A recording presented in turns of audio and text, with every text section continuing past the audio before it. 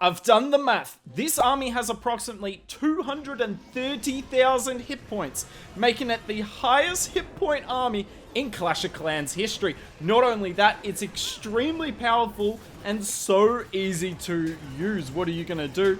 You have 4 Witch Golems and 4 Titans, and you're going to put them in a line, 2 of them to go into the core and 1 on each flank. Then a Siege Barracks with your King, Queen, and Apprentice, Warden, and Grand Warden down the middle, double jump throughout the base, and it should just disappear. And why does it disappear? Because a base cannot do 230,000 hit points worth of damage. It's just not possible, especially with all of the poison towers we're seeing in the game at the moment to counter the Lava Loon. Why not use the Witch Golem instead? You see, we've got a lot of troops to the Town Hall. Now, these troops will die on the Town Hall here. So this is going to look like it's kind of dying out, if you want to put it that way. But it's not. We've got the Royal Champion on the top side with a bunch of big boys. The Queen's still going with her ability down the middle. I'll pop her ability here. And if you have a look at our Grand Warden, we have not used his ability. Yes, we are hanging on to the Warden ability. I don't know what that wall breaker was doing. Why would that wall breaker go for the outside wall there? Who knows? But RC on the top side, she will go down, unfortunately, because she's going to fight the defensive king.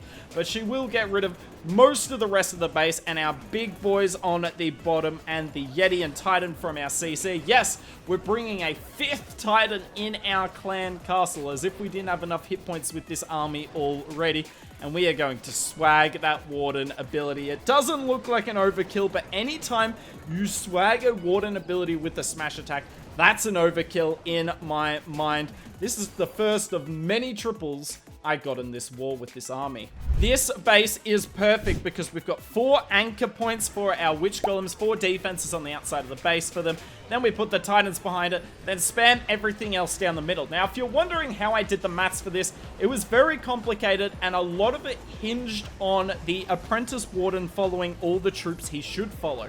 So, for instance, for 2 of my Witch Golems, I had them in at 22,000 hit points, because that's the Witch Golem, plus the big boys is 22,000. But for the 2 that I'm putting down the middle with the Apprentice Warden, it would have been 22,000 times 1.3. So, depending on what your Apprentice Warden follows, this army could be less than 230,000 hit points. But still, 230,000 hit points, even if the Apprentice Warden isn't following in the area, 200,000 is still an insane amount of hit points. And I challenge you to find an army with anywhere near as many hit points that is as effective as this. Now, this attack went badly because I messed up my super wall breaker, so I had to use my jump spell slightly earlier, and it didn't reach the town hall, but that's okay. It just meant I had to use a few freeze spells. Oh well. Still, look at this. We got so many troops on the left, so many troops on the right. This base is just crushed. Now, in terms of bases that the base styles that this army works well against, box bases are essentially a free triple. I haven't failed on a box base at all yet, and I'm using this army in Legends League as well. This army is automatic versus box bases. I'll put it like that. Diamond base, it's pretty good. But if your funnel isn't good and your troops don't go into the core, a 1-star is a definite possibility. But if all the troops go in the core as they should, you will wreck it. And then ring bases, I found ring bases to be a toss-up, unfortunately. Some of the time you overkill it, some of the time everything dies through the town hall. It's all on the Warden ability. Now, for those of you asking for the best army comp of this to go into Legends, use this army comp here. So obviously this army and the attack that I'm doing here isn't as high hit point as the last one, so you're not going to be able to get the clout for all of that. But essentially, I dropped 1 E-Titan, because, I mean, you've got 5 total in the army, including the CC. So I dropped 1 E-Titan to add 2 Super Wall Breakers, 2 Wizards, and 2 Archers. So some cleanup troops and some more Wall Breakers, and this is better for Legends League, because some of the time in Legends League, you're not going to be able to get away with just 1 Wall Breaker. Now, some of the time with this army, you can also use the Log Launcher. You don't have to use the Siege Barracks every time. I just like using the Siege Barracks because then you get a P.E.K.K.A. with the army as well, which makes it, yet again, even higher hit points. But you can see why this army is OP right here. Because all my heroes are on the bottom side of the screen. I guess the king's in the core, but everything's on like the bottom half. And yet my Witch Golems and Titan have still crushed the top half of the base with no Warden support. These troops just have too many hit points. Yeah, they don't do crazy amounts of damage, but yeah, it's just too easy. The Titan came out of the siege barracks and helped deal with the Hound. I really like that there. And yet again, I have not used my Warden ability because there hasn't been a need to use it so far. These bases with double poison towers, like you're seeing a lot of bases at the moment to deal with the Lava Loon, stand no chance versus this army. If the base does not have double rage towers, you have no hope. Now, I did not want to use my Warden ability here, but it was forced because he obviously taken too much damage. But that's okay. I'm going to keep in my head that I did swag my Warden here because I definitely did not need it to triple this base. So many big boys up, Queen up, RC up, Queen ability swagged. This army is insane. And if you're not convinced by me going 4 out of 4 in war, let me show you some Legends League attacks. You'll see a lot of this style of base at the moment. Double poison tower ring bases. Do they have a chance? Can they output enough damage to kill 230,000 hit points?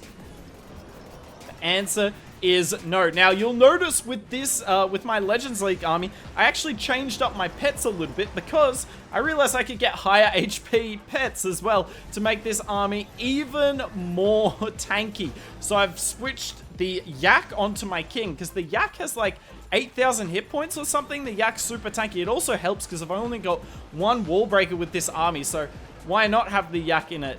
Definitely can't hurt. And I mean, look at this. We have not popped the Warden ability yet, but we've gone through the Eagle, Defensive King, and the Monolith.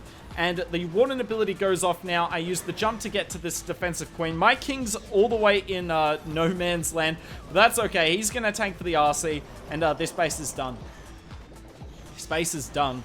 This game is done as well. To be fair, I'm loving the Halloween troops. Obviously, Lava Loon is incredibly powerful, and you know, I'm not going to sit here and tell you this army's better than that, but this army's way more satisfying, and it's like 8 troops. You put down 4 Witch Golems, 4 Titans, I guess an Apprentice Warden as well, so 9 troops, and then see your base. It's just so simple. Oh, I love it. We still got 2 freeze spells here, even though most of the troops have died. Like, the heroes just get tanked for forever. Oh, I love this. I love this army. We'll end with this base here. Yet again, gets a nice spread on our Witch Golems. You'll notice I bring the log launcher because I want to open this outside wall here. Now, obviously, I could have used one super wall breaker for that, but I want to use the super wall breaker on one of my flanks. So you see the left flank, the Witch Golem and the Titan both go to the left. So I decided to use the wall breaker over there to help out at least one side of the funnel. Didn't need it on the other. So yeah, I literally just used the log launcher for that one outer wall. So guess this army isn't as high HP because we don't get the P.E.K.K.A that comes with the siege barracks. But yeah, we are wrecking this base. Really poor jump spell by me. I should have waited for the log launcher, but alas, it's alright. Yet again, I have not used my Warden ability yet. We are just crushing this base. We have so many troops still up. I'm just waiting for the right moment. And that wasn't it. But there's not much I can do. The Warden is stupid. Oh, I wish the Warden was slightly more intelligent. But don't we all? And now, what am I gonna do? I've got 3 freeze spells left in the bag, and I'm just gonna keep freezing both defensive heroes and the town hall. What can the base do? What can the base do? Still got the RC on the right-hand side with her ability. Unfortunately, she gets targeted here before I get the skeleton spell down. So she will go down quickly, but my queen's just chilling. She'll get rid of the defensive RC. The skeleton spell's tanking beautifully, and that is a GG. The highest hit point army in Clash of Clans history, and it delivered. I went 4 out of 4 in war with this army, and at this point I am, 5 out of 6 to start my Legends League day. I actually started 4 out of 4, then ran into a super toxic ring that just didn't quite work out because the outer walls were enclosed. But like I said, if you don't care about using the highest HP army, use that army I showed in the 3rd attack, which has 3 super wall breakers. Because yeah, the only reason I've failed so far today is because I didn't have enough wall breakers to open up the base. If you want to see more high HP armies, I've got the Witch Golem Super Archer Bat attack that I did recently, where I also went 4 out of 4 in war. I'm on an 8 triple streak in wars at the moment with these Halloween troops. I'll link that on the left. Make sure you give it a watch.